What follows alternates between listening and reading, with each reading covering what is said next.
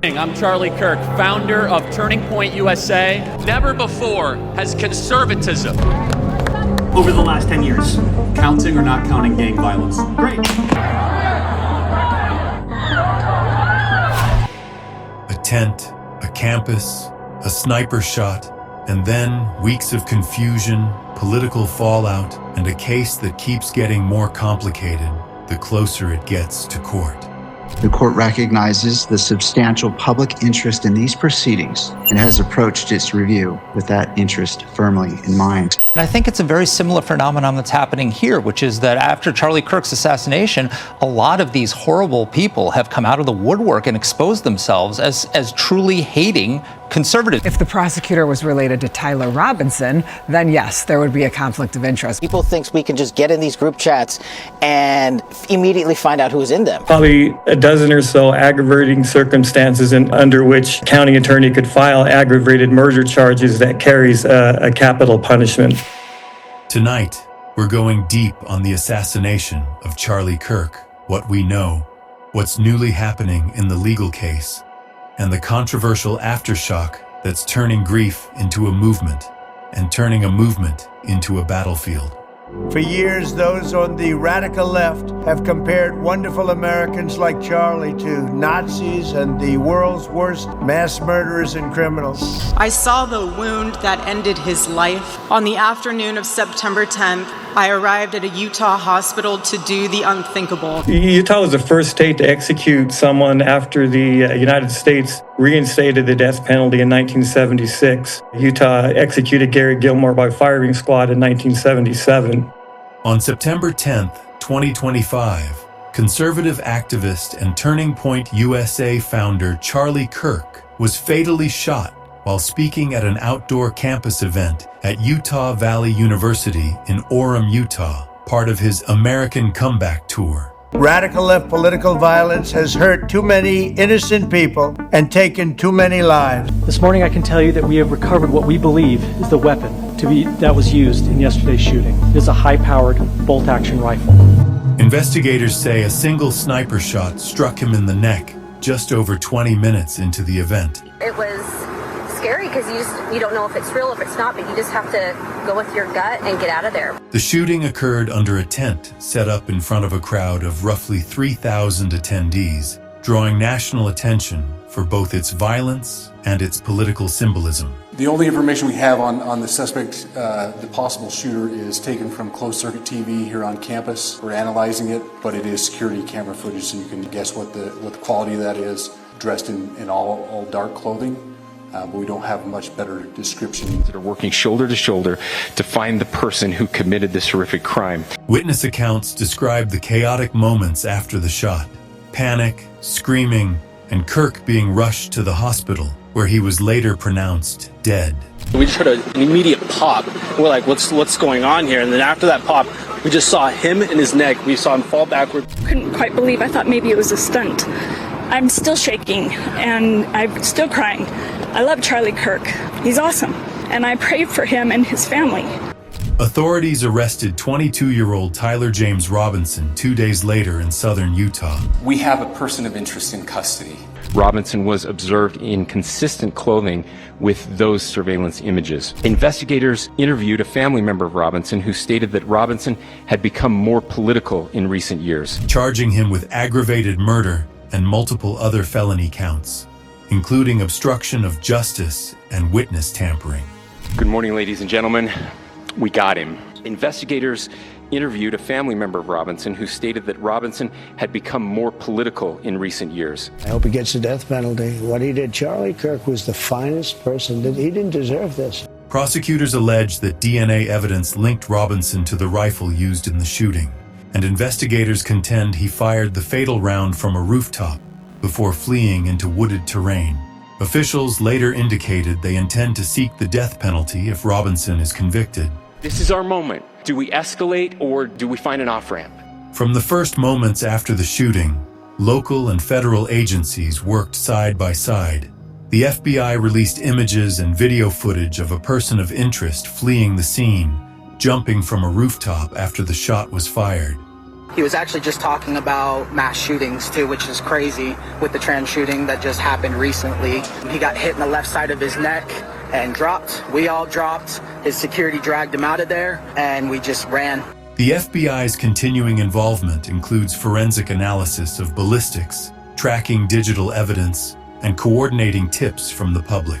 We have working hand in hand with the state and with the FBI as we move forward with this investigation. We cannot do our job without the public's help right now. The public has answered our call for action. So far, we've received more than 7,000 leads and tips. However, the investigation has also seen public scrutiny. FBI Director Kash Patel was criticized for inaccurately stating that the suspect was already in custody shortly after the attack.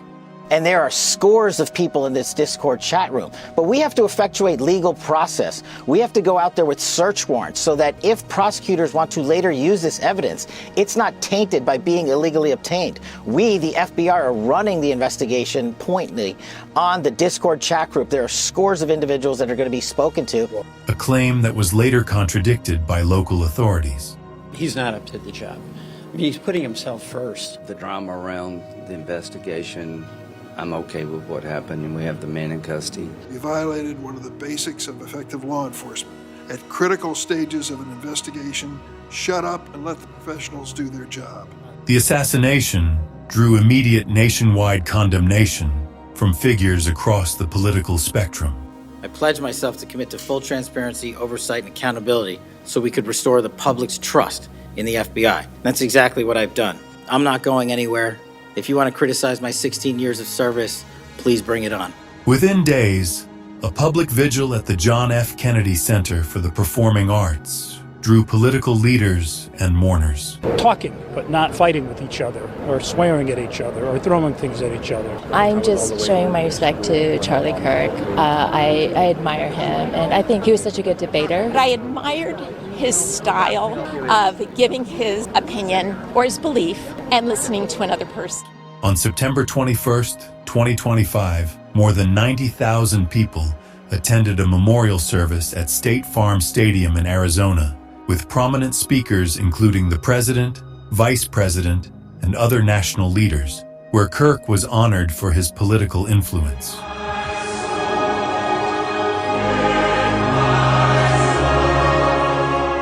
Christian and patriot Charles James Kirk was heinously murdered by a radicalized, cold-blooded monster for speaking the truth that was in his heart.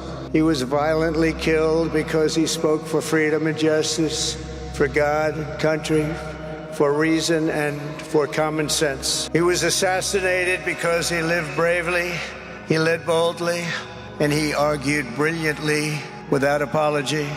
He did what was right for our nation. And so on that terrible day, September 10th, 2025, our greatest evangelist for American liberty became immortal. They tried to silence my friend Charlie Kirk. They tried to silence our. Today, tonight, we speak with Charlie and for Charlie louder than ever. When I received word that Charlie, who was like a little brother to me, had been assassinated, I was truly devastated. We all were. And we're here today to celebrate the way he lived his life and to remember the way he changed so many of ours. The aftermath also revealed deep fractures in online discourse. Thousands of posts and memes emerged within hours, ranging from sincere tributes to harmful celebrations and threats. A meme that depicted Charlie Kirk's wife, Erica, as and I quote, fake grieving widow grifter. She's among thousands online on social media who are attacking Erica for everything from her choice of clothing to how she hugs people. Some platforms issued warnings after posts that suggested further political violence, forcing social networks to balance moderation and free expression. This digital fallout underscores how quickly political violence becomes a cultural flashpoint, not just a legal matter. Take a look at what he did with respect to this horrible person that he just captured. He did it in 2 days.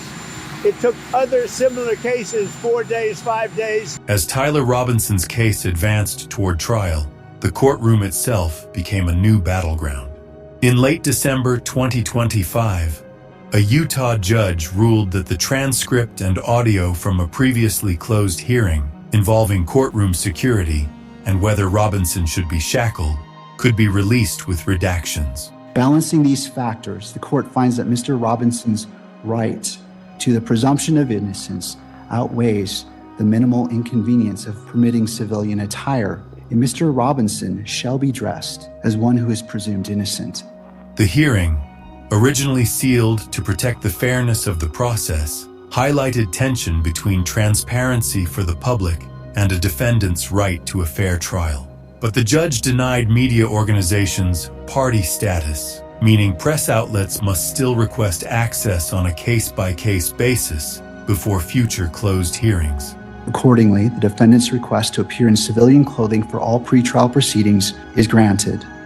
Defense counsel is directed to coordinate with the jail to ensure that this order is implemented, and the court further orders that if the clothing be provided 72 hours prior to any hearing. One of the most dramatic legal twists came at the end of 2025 when Robinson's defense team filed a motion seeking to remove the Utah County Attorney's Office from the case. According to court filing, a relative of a prosecuting attorney was present at the shooting event and texted family members about it in real time, prompting the defense to argue that this connection could bias the prosecution's approach. The parties agree that during trial, a defendant has a right to appear in civilian clothing and that any restraints must be concealed from the jury.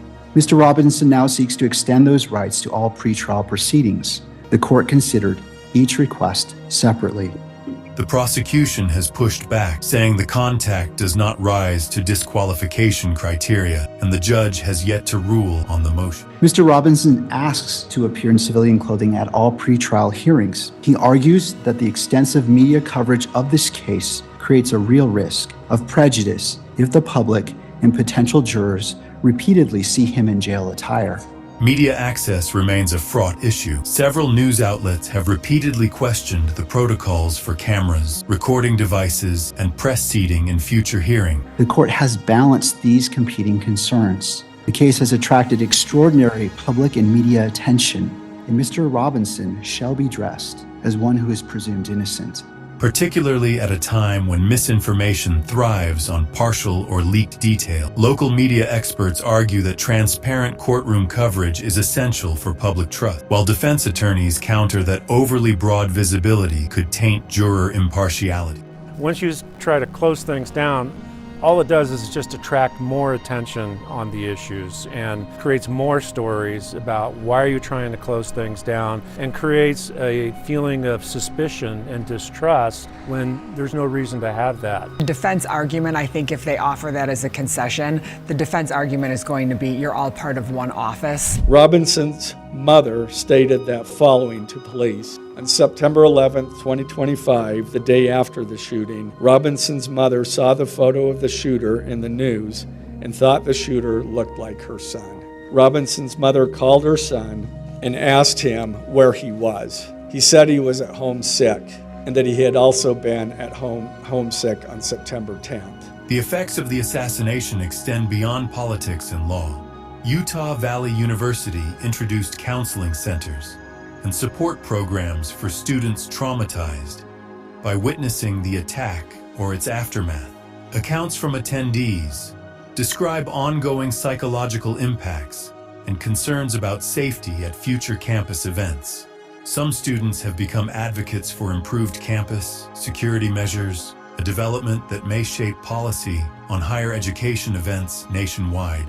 As the case heads toward preliminary hearings, and eventually a full trial anticipated in May 2026, the nation remains divided. This assassination isn't just a courtroom story.